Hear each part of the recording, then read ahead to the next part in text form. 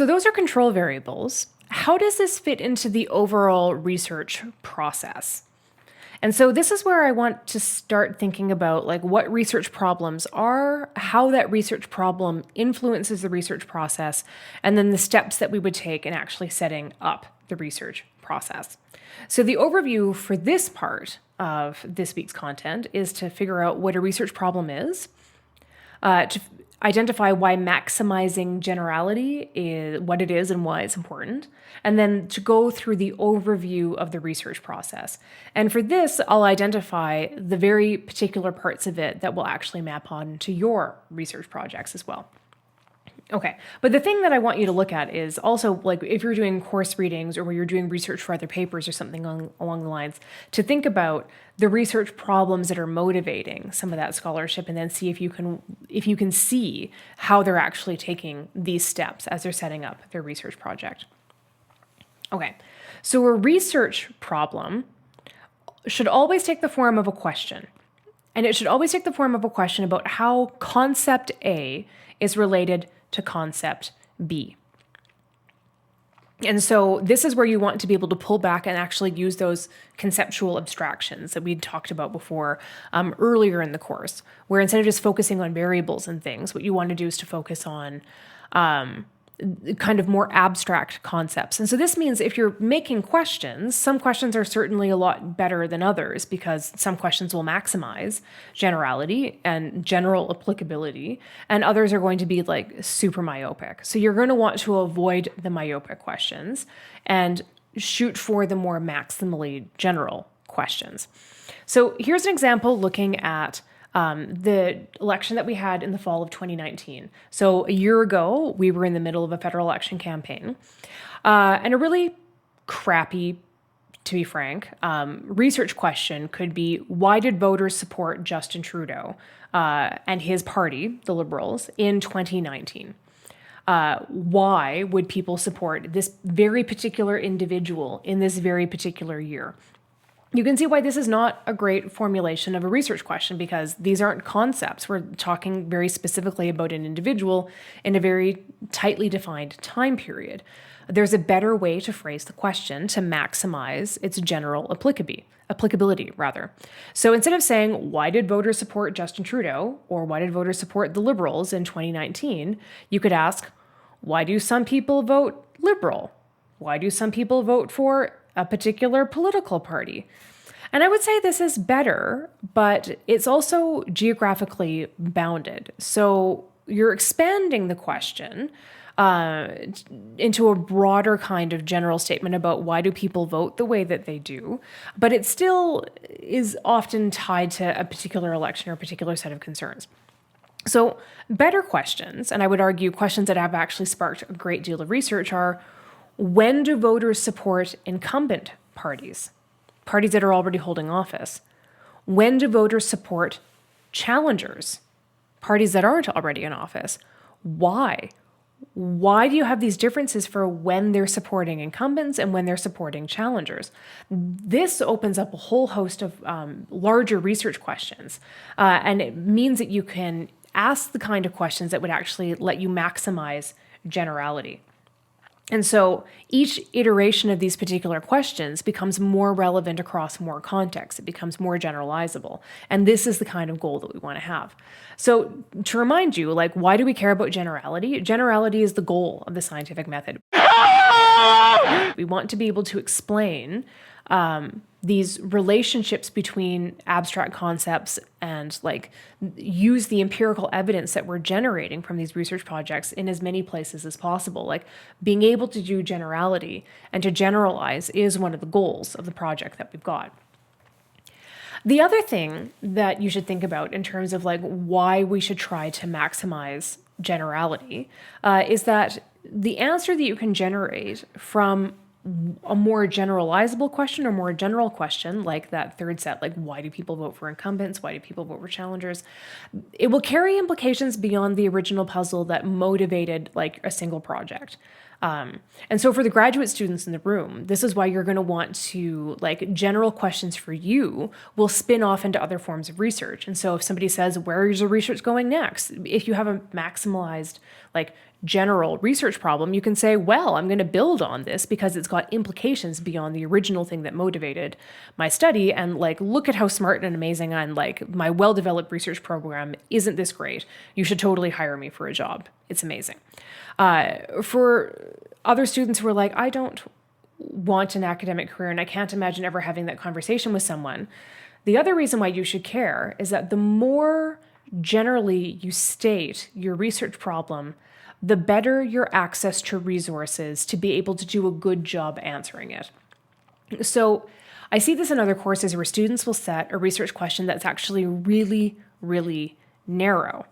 And then they say, I'm having a lot of trouble finding research. Like, research just doesn't seem to exist on this thing that I'm asking about. And it's like, it does. You just need to restate the question or the problem in a more generalizable way. And that opens up a whole host of resources for you to be able to craft a really creative and careful answer that will get you an A on the paper that you're trying to write.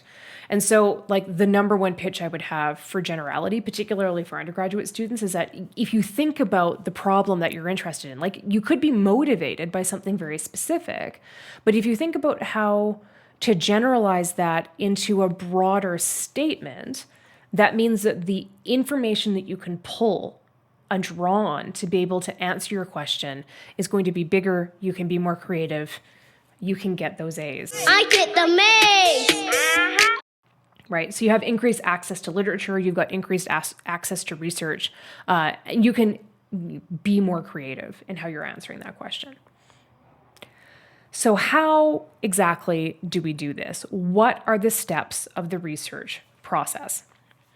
The first thing that we do is we find a puzzle. We find something that we find interesting, we find something that we struggle to explain, and we use that puzzle to formulate the research problem, to formulate the question, how is concept A related to concept B? Research problems are really good when they're formulated in terms of like how or why questions. Research problems that are answered by a yes or a no are often not as useful. And so you're going to want to formulate a research problem about how is concept A related to concept B, why is concept A related to concept B. Then from that abstract question about concept A and concept B, you'll do conceptualization and operationalization and get yourself to develop a hypothesis about how your independent variable is related to your dependent variable, drawing on like indicators for those concepts. It gets to the hypothesis level. If variable A, then variable B. From there, you identify plausible sources of spuriousness, plausible intervening variables, plausible conditional variables. Then you choose indicators to represent your independent variable, your dependent variable, and your control variables. And this is where the content for next week comes in, because the choices that you can make could be better or worse. And this is where we have to take in the validity of our measurements. So a different type of validity than what we've been talking about in terms of a research design. But when you're choosing indicators to represent your independent variable, dependent variable, and control variables, you have to think about whether or not you've got good congruence between what you want those variables to represent and then the actual data that you're going to gather for it. And then once all of that work is done, then you collect and analyze the data. And literally, it's only in the analyzing part that the statistics come in. So I mean it when I say there's so much more work that has to happen before you actually get to the part that I think most people are like, but I don't like the numbers. You're literally doing so much more work before you get to that point. So you might be asking, how do I do this? Like, what am I going to be doing in this class for this particular assignment? Your research report is effectively setting up a hypothesis, choosing plausible sources of spuriousness, intervening variables, or conditional variables. You have to choose 3 control variables, but you have to respect that order of priority between spuriousness first, then intervening variables, then conditional variables.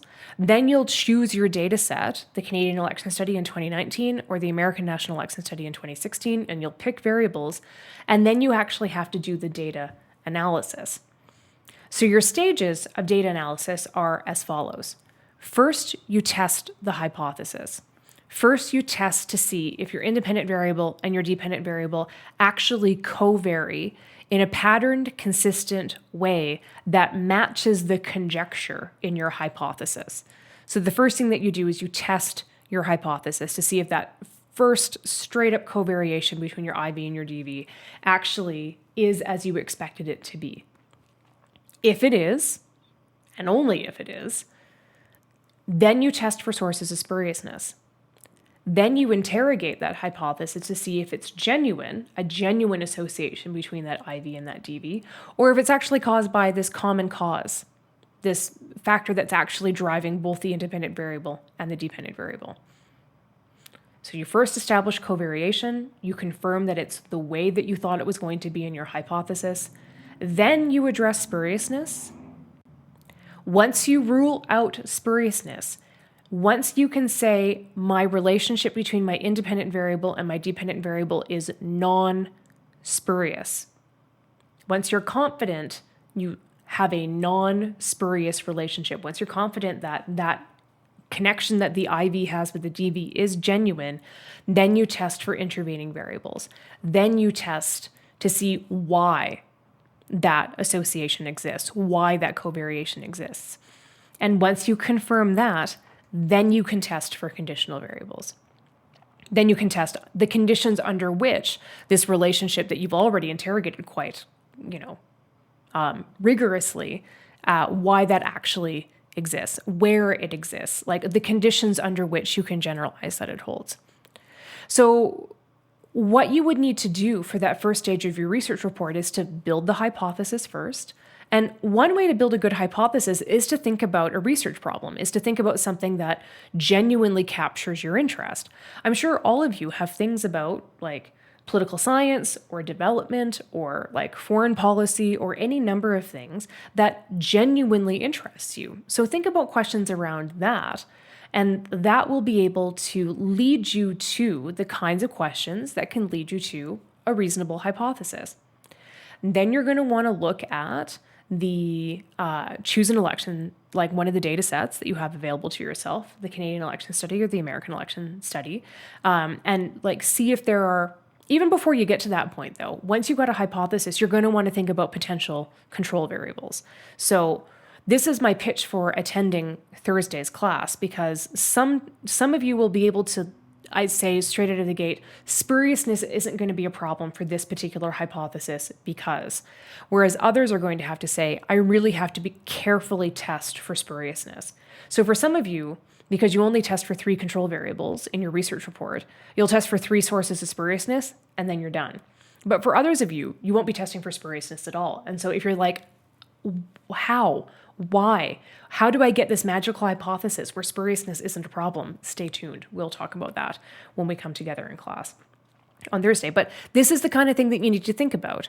What's my hypothesis? What are the control variables that need to work with it? What are the control variables that I need to consider in terms of sources of spuriousness, in terms of intervening variables, and in terms of conditional variables? So that first part of your research report is setting up that causal logic with the hypothesis and the control variables.